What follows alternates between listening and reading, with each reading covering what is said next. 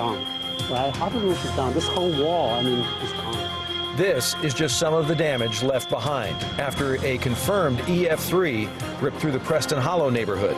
The storm not only ripped roofs off of homes, it took an entire second story. And the living room of one home clearly visible from the sky above. All of this damage is near Royal Lane.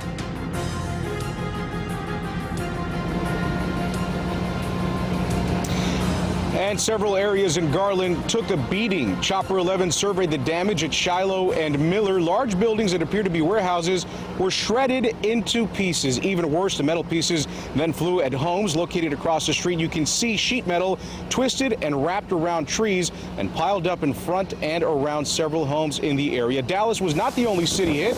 Out in Midlothian, CBS 11 storm chaser Mike Pendergrass found heavy damage at the Lighthouse Church on 9th Street. Live as we join you at 4 o'clock over Hillcrest and Royal, the epicenter of the Preston Hollow damage zone here. There have been 3 confirmed tornadoes we learned late this afternoon. EF0, one of them, that's north of Wills Point in Van Zandt County. That one had winds estimated 80 miles an hour. Then an EF1 tornado confirmed to have hit in Rowlett. That's where winds were about 100 miles an hour. And then where you are looking at with Chopper 11, this is where that EF3 tornado blew through North Dallas. Winds clocked at least 140 miles an hour. We are in the damage zone this afternoon. It's good to have you joining us at 4 o'clock. I'm Doug Dunbar.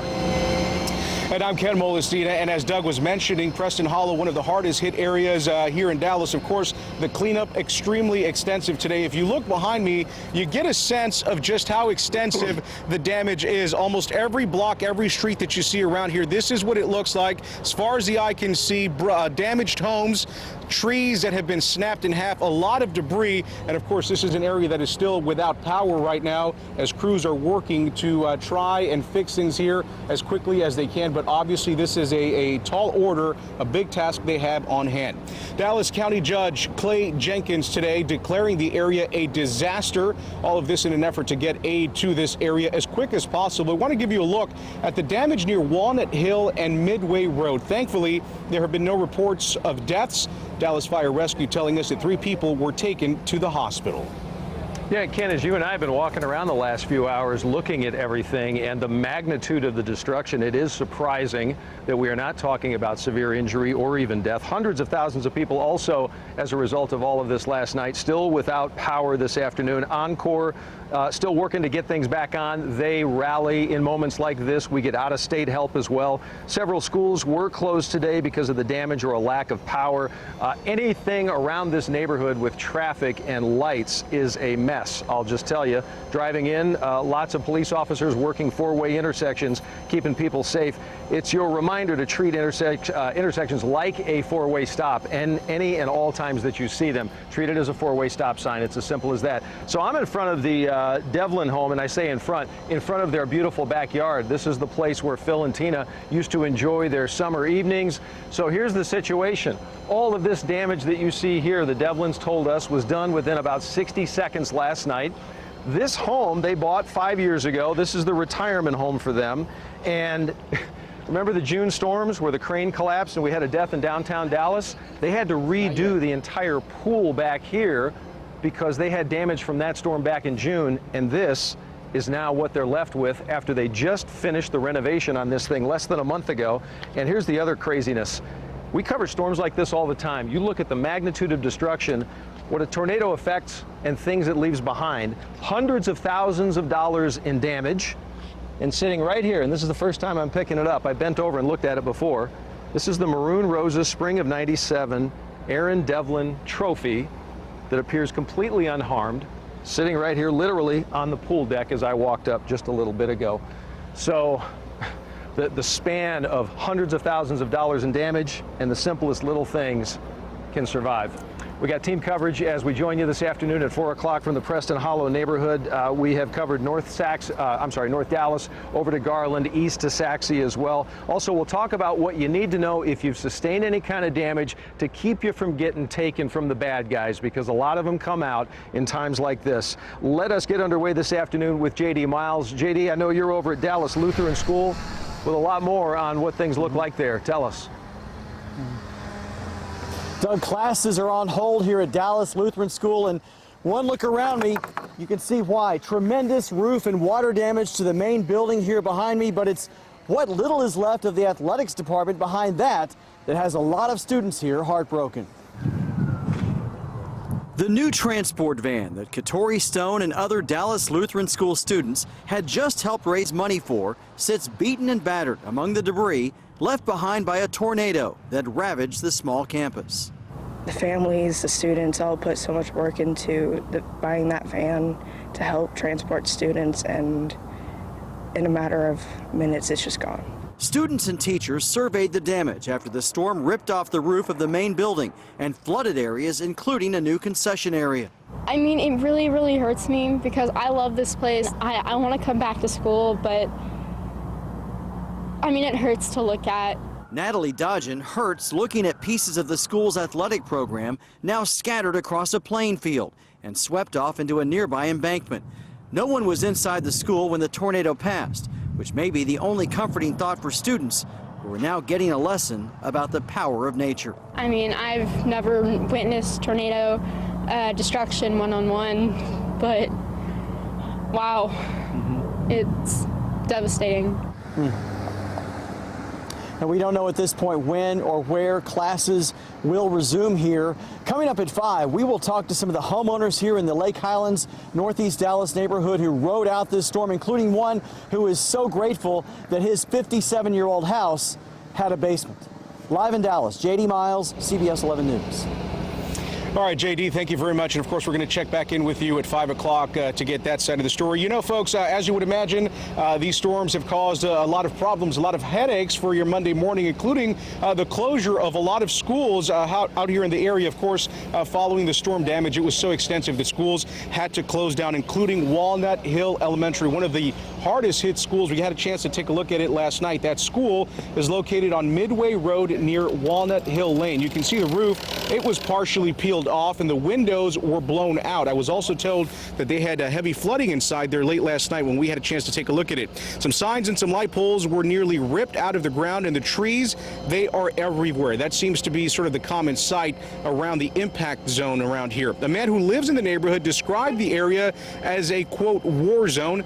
Coming up to 4:30, our Robbie Owens is going to take a closer look at another Dallas school that was also left in disarray. Of course, the city of Dallas is trying to assess all of the damage just as quickly as they can, but as you would imagine, that is a very tall order, and it's very difficult, quite frankly, to get around some of these neighborhoods to assess that damage, specifically like the Preston Hollow neighborhood that we are in right now. Let's get to Jack Fink. He's got the very latest now on the city's response and their efforts to try and get all of this damage assessed. Jack? Well, Ken, we are on Marsh Lane, just north of Walnut Hill Lane, which was hit hard last night in the storms. This is also a very busy area right now. Multiple crews, just in the last hour, multiple power crews have arrived on scene to try to restore power. About 55,000 people don't have electricity in the city of Dallas. There is a lot of damage in this area from the Walnut Hill United Methodist Church over here, and it's the same situation pretty much with this shopping center just across the street. Sustained heavy damage last night. Now, the city says it hopes to have a preliminary assessment of the damage by the end of the day today or early tomorrow. They're trying to count the number of houses damaged. We found more than several along Marsh Lane north of Walnut Hill. At one home, debris landed onto the roof and on a car. Trees are down all over this and other properties here, just like Ken mentioned. The city says with all the debris, it has already had work crews coordinating with first responders to pick up storm debris at various intersections. But the first priority, aside from making sure that everyone is safe, is assessing the damage, and a 20-person team of emergency managers from other cities is helping. They're going to work closely with DFR Urban Search and Rescue so we can try and get as many damage assessments done as possible. and some residents are out here trying to survey the damage themselves. The Red Cross opened a shelter at the Bachman Rec Center where 23 people spent the night last night. At last check, about a dozen people were there. The city says it has all the supplies necessary for people and their pets. No need for donations just yet. The city says its emergency sirens operated last night very quickly. We'll get into that coming up at 5. Live in Dallas, Jack Fink, CBS 11 News. Jack, thank you. I think a lot of people take comfort in knowing how did the city respond? Did it do everything right? Did we learn any lessons last night? Because we can always come away a little bit smarter after an event like this. I mentioned earlier in the show, here in the Preston Hollow area, EF3 tornado. They have confirmed that. This is what 140 miles an hour worth of wind will do. That was the roof area of the Devlin house. This is what you see right here in the pool. That's the roof. The entire roof lifted up and off. It looks like it literally flipped over upside down, and the entire thing has landed and splayed out in the pool. There's some really smart people who really work on categorizing these tornadoes, EF0, 1, 2, or in this case a 3 with winds of 140 miles an hour. Those smart people are on the ground in Garland this afternoon. That is where we have CBS 11's Caroline Jones to give us an inside look as to how we arrive at those numbers. Caroline? That's right. Crews really have to be on the ground to get a good look at damage like this. We've got this massive tree completely uprooted, and when the winds knocked this down, they brought it right into the side of this house, damaging the roof. These are kind of clues that the National Weather Service uses to piece together to kind of figure out a tornado's track and how strong it was. The National Weather Service sent out 3 crews today to assess the damage. They just wrapped up those surveys about an hour ago. They were in Richardson, Irving, and Ellis County before making their way to Dallas and then the Rowlett-Garland area.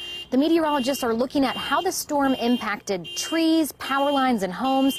For example, if a roof is torn off a home, they know winds were at a certain speed, and that can help them figure out the EF rating. Some of it is also construction as well of housing. We know that all houses aren't, manufactured in the same manner, and so that also plays a role into that rating, and that's something that we take into account. The National Weather Service also looks at videos and photos of a storm along with radar data to pinpoint where a tornado started, ended, and was the most intense. Now, crews are analyzing all of that information right now, and they expect to release more ratings on potential tornadoes later this afternoon or evening. Reporting live in Garland, I'm Caroline Vandergriff, CBS 11 News. Caroline, thank you. My apologies. I said Jones, came out of my mouth. I don't know why, but Caroline Vandergriff. We appreciate the insight and the great information. As we continue our coverage live here from the Preston Hollow neighborhood and all across North Texas, could be days before some areas see the power restored. A look at how some businesses are dealing with that devastating blow. Also, Fort Worth's newest entertainment venue, almost ready for business. We're going to take you inside as they put the final touches on that brand new Dickies Arena. Chopper 11 overhead at Royal and Hillcrest. The damage zone. Difficult to see.